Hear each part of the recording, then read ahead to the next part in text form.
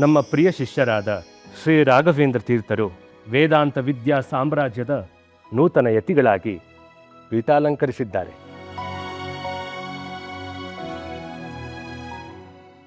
ಅವರನ್ನು ಶ್ರೀ ಮೂಲರಾಮ ಆಶೀರ್ವದಿಸಲಿ. ಜಗತ್ತಿನ ಕಲ್ಯಾಣವು ಅವರ ಅಮೃತ ಹಸ್ತದಿಂದ ನಡೆಯಲಿ. ಅವರು ಸಕಲ ಅಕ್ಷಯ ಸಿರಿ ಸಂಪತ್ತುಗಳಿಂದ ಮಂಗಳಪ್ರದರಾಗಿ ಜಗತ್ತಿನ ಹಿತದಲ್ಲಿ ಆಸಕ್ತರಾಗಿ ನಮ್ಮ ಪರಮ ಪೂಜ್ಯ ಗುರುಪಾದಂಗಳವರಾದ ಶ್ರೀ ವಿಜಯೇಂದ್ರ ತೀರ್ಥರಂತೆ ವೇದಾಂತ ಸಾಮ್ರಾಜ್ಯದ ಕೀರ್ತಿ ಪತಾಕೆಯನ್ನು ನವದೆತ್ತರಕ್ಕೆ ಹಾರಿಸಲೆಂದು ಹಾರೈಸುತ್ತೇವೆ. ಶ್ರೀ ವರಕುಮಾರರೇ, ಈ ವೇದಾಂತ ಸಾಮ್ರಾಜ್ಯದ ಪಾಲನೆ ನಿರಂತರವಾಗಿ ನಡೆಯುತ್ತಿರುತ್ತದೆ. ಈಗ ನಾವು ನಿಮಗೆ ಪೀಠವನ್ನು ವಹಿಸಿಕೊಟ್ಟಿರುವ ಹಾಗೆ ಮುಂದೊಂದು ದಿನ ಸಂದರ್ಭ ಬಂದಾಗ ಈ ಮಹಾಪೀಠಕ್ಕೆ ಅರ್ಹರು ಯೋಗ್ಯರಿಗೆ ಪೀಠವನ್ನು ವಹಿಸಿಕೊಟ್ಟು ಪೀಠದ ಪರಿಪಾಲನೆ ಮಾಡಬೇಕು.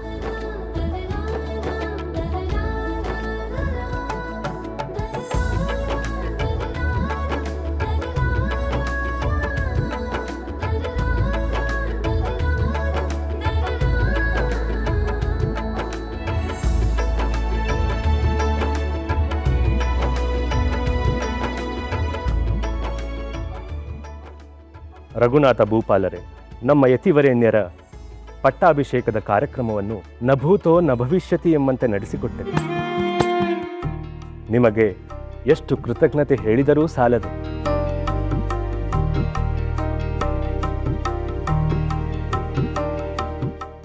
ಇದು ನಮಗೆ ಒದಗಿ ಬಂದ ಸೌಭಾಗ್ಯ ಗುರುದೇವ. ನೂತನ ಯತಿವರ್ಯರನ್ನು ಕಣ್ತುಂಬಿಕೊಳ್ಳುವ ಅದೃಷ್ಟ ನಮಗೆ ದಯಪಾಲಿಸಿದ್ದು ನಿಮ್ಮ ದೊಡ್ಡತನ ಗುರುಗಳೇ. ಇದೇ ಸಂದರ್ಭದಲ್ಲಿ ನಮ್ಮದೊಂದು ಕೋರಿಕೆ ಇದೆ. ಹೇಳಿ ಭೂಪಾಲರೇ, ಸಂಕೋಚವೇಕೆ? ಯುದ್ಧದ ಆತಂಕ, ಪ್ರಕೃತಿಯ ವಿಕೋಪ, ಜನರ ಅಂತಃಕಲಹ, ಆಕ್ರಂದನ, ಅರಮನೆಯ ಸಂಚು ಒಳಸಂಚುಗಳಿಂದ ನಮಗೆ ನೆಮ್ಮದಿಯೇ ಇಲ್ಲದಂತಾಗಿದೆ. ಆಧ್ಯಾತ್ಮದ ಒಲವು ಅತಿಯಾಗಿ ಕಾಡುತ್ತಿದೆ. ದಯಮಾಡಿ ನಮಗೆ ದೀಕ್ಷೆ ನೀಡಿ ತಮ್ಮ ಶಿಷ್ಯರಾಗಿ ಮಾಡಿಕೊಂಡರೆ ಆಡಳಿತವನ್ನು ಅನ್ಯರಿಗೆ ಒಪ್ಪಿಸಿ ಉಳಿದ ದಿನಗಳನ್ನು ಪ್ರಶಾಂತವಾಗಿ ಕಳೆಯಬೇಕು ಎಂದುಕೊಂಡಿದ್ದೇವೆ. ಗುರುಗಳು ಆಶೀರ್ವದಿಸಬೇಕು. ಚಾತುರ್ವರ್ಣಂ ಮಯಾ ಸೃಷ್ಟಂ ಗುಣಕರ್ಮ ವಿಭಾಗಶಃ ತಸ್ಯ ಕರ್ತಾರಮಪಿ ಮಾಂ ವಿದ್ಯಾಕರ್ತಾರಮವ್ಯಯಂ. ಅಂದರೆ ಗುಣ ಮತ್ತು ಕರ್ಮಗಳ ವಿಭಾಗದ ಆಧಾರದ ಮೇಲೆ 4 ವರ್ಣಗಳನ್ನು ನಾನು ಸೃಷ್ಟಿಸಿದ್ದೇನೆ.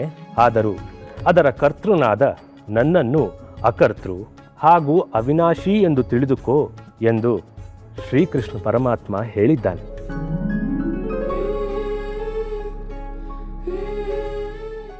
ಈ ಜಗತ್ತು ಸುಲಲಿತವಾಗಿ ನಡೆಯಬೇಕೆಂದರೆ ಅವರವರ ಕರ್ತವ್ಯಗಳನ್ನು ಅವರವರೇ ನಿಷ್ಠೆಯಿಂದ ಮಾಡುವುದೇ ಧರ್ಮ. ಕ್ಷತ್ರಿಯರಾದ ನೀವು ಶೌರ್ಯ, ಶಕ್ತಿ, ಆಳುವ ಕೌಶಲ್ಯವನ್ನು ಪಡೆದವರು.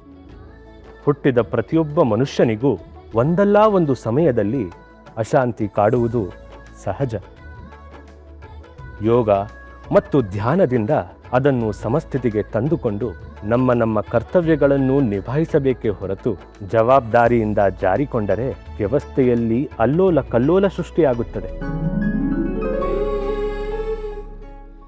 ನಿಮ್ಮಂತಹ ಧರ್ಮನಿಷ್ಠರು, ಸಹೃದಯಿಗಳು ಶತ್ರುಗಳಿಗೆ ಸಿಂಹರೂಪಿಗಳು ಎದೆಗುಂದಬಾರದು. ನಿಮ್ಮ ಆಡಳಿತವಿರುವುದರಿಂದಲೇ ರಾಜ್ಯದ ಜನರು ನೆಮ್ಮದಿಯಿಂದ ಜೀವನ ಮಾಡುತ್ತಿದ್ದಾರೆ.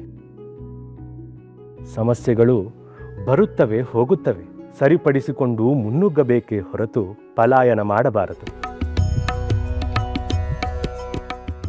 ಇದು ನಮ್ಮ ಸಲಹೆ, ಅನ್ಯಥಾ ಭಾವಿಸಬೇಡಿ. ಮಹಾರಾಜರೇ, ನಿಮ್ಮ ಮನಃಶಾಂತಿಗೆ ನಮ್ಮಿಂದ ಸಹಾಯ ಬೇಕಾದರೆ ಮಠದ ಬಾಗಿಲು ನಿಮಗೆ ಸದಾ ತೆರೆದಿರುತ್ತದೆ.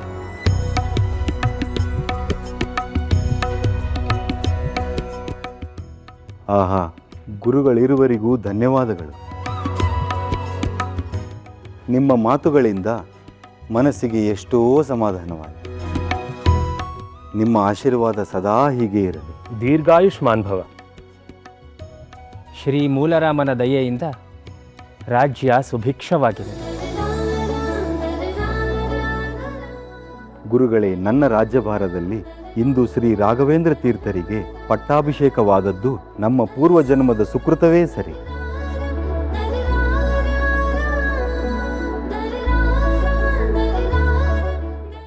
ಶ್ರೀ ರಾಘವೇಂದ್ರ ತೀರ್ಥರಿಗೆ ಜಯವಾಗಲಿ, ಶ್ರೀ ರಾಘವೇಂದ್ರ ತೀರ್ಥರಿಗೆ ಜಯವಾಗಲಿ, ಶ್ರೀ ಸುಧೀಂದ್ರ ತೀರ್ಥರಿಗೆ ಜಯವಾಗಲಿ, ಶ್ರೀ ಸುಧೀಂದ್ರ ತೀರ್ಥರಿಗೆ ಜಯವಾಗಲಿ.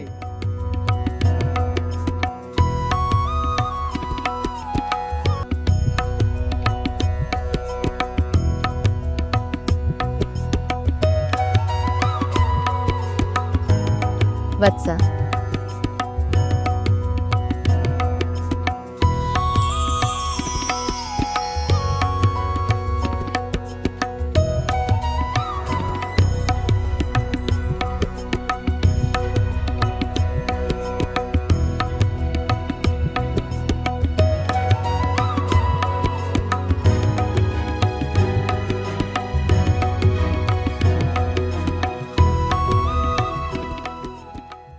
ಮಾಣಿಕ್ಯ ವೀಣಾಂ ಉಪಲಾಲಯಂತೀಂ ಮದಾಲಸಾಂ ಮಂಜುಳ ವಾಗ್ವಿಲಾಸಾಂ ಮಾಹೇಂದ್ರ ನೀಲ ದ್ಯುತಿ ಕೋಮಲಾಂಗೀಂ ಮಾತಂಗ ಕನ್ಯಾ ಮನಸಾ ಸ್ಮರಾಮಿ ಪುನಃ ಮನಸಾ ಸ್ಮರಾಮಿ.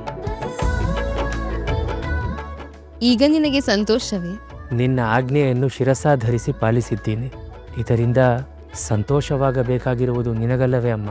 ನನಗೆ ಅತೀವ ಸಂತೋಷವಿದೆ ಕಂದ. ಶ್ರೀಹರಿಯ ಅಂಶ ಶಂಕುಕರ್ಣನಾಗಿ ಅವತರಿಸಿದ ನೀನು ಮೂಲರಾಮನ ಪೂಜಾ ಸಮಯದಲ್ಲಿ ಮೈಮರೆತ ಕಾರಣ ಬ್ರಹ್ಮದೇವರಿಂದ ಶಾಪಕ್ಕೆ ಗುರಿಯಾದ. ನಿನ್ನ 4ನೇ ಜನ್ಮದಲ್ಲಿ ಅದೇ ಮೂಲರಾಮನ ಸೇವೆಗಾಗಿ ನೀನು ಅಣಿಯಾಗಿದ್ದೀಯ. ಅಂದು ನಿನಗೆ ಶಾಪವಿತ್ತಾಗ ತಾಯಿಯಾದ ನನಗೆ ಅತೀವ ಸಂಕಟವಾಗಿತ್ತು. ಆದರೆ ಇಂದು ನೀನು ನಿನ್ನ ಗಮ್ಯವನ್ನು ತಲುಪಿರುವುದನ್ನು ಕಂಡು ತಾಯಿಯಾದ ನನಗೆ ಅತೀವ ಸಂತಸವಾಗುತ್ತಿದೆ. ನಿನಗೆ? ಎಲ್ಲವೂ ನಿನಗೇ ತಿಳಿದಿದೆ ತಾಯಿ. ಮಗು, ಕೈ ಹಿಡಿದ ಮಡದಿ, ಜನ್ಮ ಕೊಟ್ಟ ಮಗ, ಒಡ ಹುಟ್ಟಿದವರು, ಸಾಕಿ ಸಲುಹಿ ಬೆಳೆಸಿದ ಬಂಧುಗಳನ್ನೆಲ್ಲ ಬಿಟ್ಟು ಬಂದಿದ್ದೀಯ. ಅವರಿಗೆಲ್ಲ ಒಂದು ಮಾತು ಹೇಳದೆ ಇಲ್ಲಿಗೆ ಬಂದು ಸನ್ಯಾಸ ದೀಕ್ಷೆ ಪಡೆದ ಬಗ್ಗೆ ಅಪರಾಧ ಪ್ರಜ್ಞೆ ಕಾಡುತ್ತಿರಬೇಕಲ್ಲವೇ? ಕಾಡದೇ ಇರುವುದಾ ಹೇಳು? ಈ ಜಗತ್ತಿನಲ್ಲಿ ಹುಟ್ಟಿದ ಯಾವ ಮನುಷ್ಯನೂ ಸ್ವಾವಲಂಬಿಯಲ್ಲ. ಅವನಿಗೆ ಜನ್ಮ ಕೊಟ್ಟವರು, ಒಡ ಹುಟ್ಟಿದವರು, ಕೈ ಹಿಡಿದವರು, ಕಷ್ಟದಲ್ಲಿ ನೆರವಾದವರು, ಹೀಗೆ ಸಾವಿರಾರು ಸಂಬಂಧಗಳಿರುತ್ತವೆ. ಆ ಸಂಬಂಧಗಳನ್ನೆಲ್ಲ ಮೀರಿ ಲೋಕ ಕಲ್ಯಾಣಕ್ಕಾಗಿ ತೆರಳುವುದು ಥರವೇ ತಾಯಿ?